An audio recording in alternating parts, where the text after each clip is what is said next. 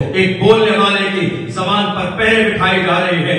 اگر آج دنیا کی باطل طاقتیں سلمان اظہری کی زبان کو خاموش کرنے میں کامیاب ہو گئی تو ایسا نہ ہو کہ آنے والی نسلیں گونگی پیدا ہو تمہاری.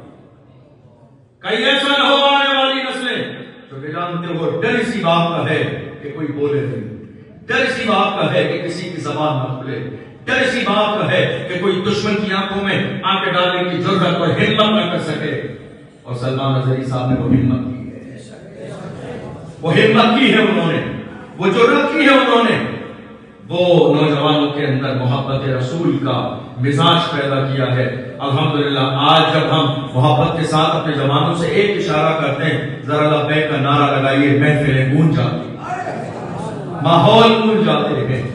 اسلام دشمن طاقتوں کو یہ سمجھ میں آ جاتا ہے یہ قوم مردہ نہیں ہے. لبیک کا نعرہ لگانے والی قوم کل بھی زندہ تھی, آج بھی زندہ ہے, صبح قیامت تک زندہ ہے.